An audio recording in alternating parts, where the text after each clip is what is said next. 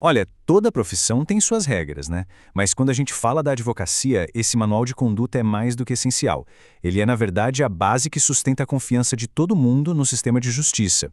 Então, fica a pergunta: o que acontece quando alguém da área jurídica pisa na bola? É exatamente isso que vamos destrinchar aqui. Vamos mergulhar no código oficial que rege a conduta da advocacia no Brasil, passando pelas infrações, as penalidades e todo o processo definido pela OAB. Bom, nosso roteiro é o seguinte: a gente começa pela base ética da profissão. Depois vamos definir direitinho o que é proibido.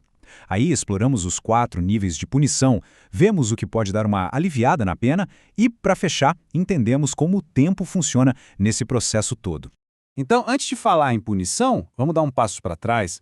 É fundamental entender quais são os pilares, os princípios que todo profissional da advocacia no Brasil precisa seguir. E tudo isso está lá, bem desenhado no Estatuto da Advocacia.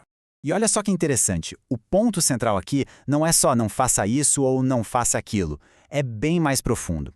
É sobre agir de uma forma que ativamente construa o respeito e o prestígio da profissão. É uma responsabilidade constante, sabe? Certo, mas para poder zelar por essa honra, a lei tem que ser super clara sobre o que é uma ameaça a ela, né? E é exatamente para isso que serve o artigo 34. Pensa nele como uma grande lista, o manual oficial do que é proibido. E não são poucas coisas não, o Estatuto lista especificamente 30 tipos diferentes de má conduta. E tem de tudo um pouco, viu? Desde questões mais administrativas até umas falhas éticas bem sérias. Uma boa parte dessas infrações, como era de se esperar, tem a ver com a relação com o cliente. A base de tudo é confiança, cuidado e honestidade.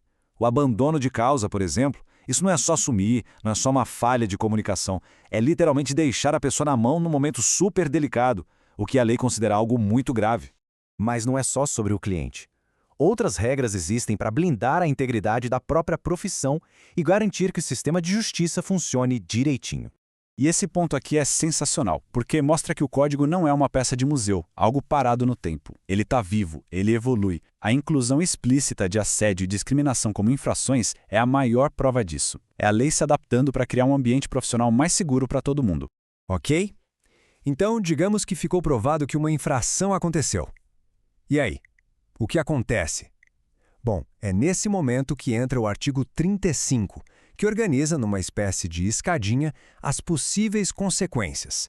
São essas 4. A gente tem a censura, que é tipo um puxão de orelha mais discreto. Depois vem a suspensão, que já tira a pessoa de campo por um tempo. A exclusão, que é o cartão vermelho definitivo. E, por fim, a multa, que é um valor em dinheiro que pode vir junto com as outras. A gravidade só aumenta. E o legal de ver essa tabela é que ela mostra como o sistema amarra uma coisa na outra. Não é aleatório. A lei já indica que tipo de infração geralmente leva a que tipo de punição, conectando os pontos de forma bem clara. E aqui a gente precisa entender bem a diferença entre suspensão e exclusão, porque ela é gigante. A suspensão é um ficar de castigo, um afastamento temporário. Já a exclusão, bom, a exclusão é o fim da linha. É o cancelamento da inscrição sem volta. Por isso que é algo reservado só para os casos mais graves mesmo. E um detalhe importante sobre a multa, ela nunca vem sozinha. Pensa nela como um extra, que se soma à censura ou à suspensão, geralmente quando tem alguma coisa que agrava a situação. Ela serve para dar um peso maior à punição e não para ser a punição principal.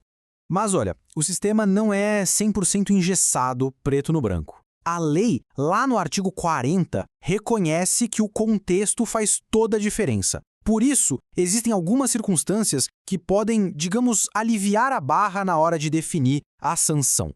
E o que seriam esses fatores? Bom, coisas como ter a ficha limpa, sem nenhuma punição antes, ou se a falta aconteceu enquanto a pessoa defendia uma prerrogativa da profissão, até um histórico de serviços importantes para a advocacia, tudo isso entra na conta e pode deixar a pena mais leve.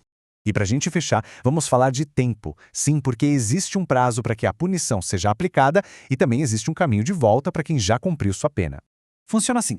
A partir do momento em que a OAB fica sabendo oficialmente de um fato, ela tem 5 anos para correr atrás e punir a infração. Passou desse tempo, já era. É o que a gente chama de prescrição. Só que esse reloginho de 5 anos não corre sem parar. Ele é pausado em 2 momentos bem específicos.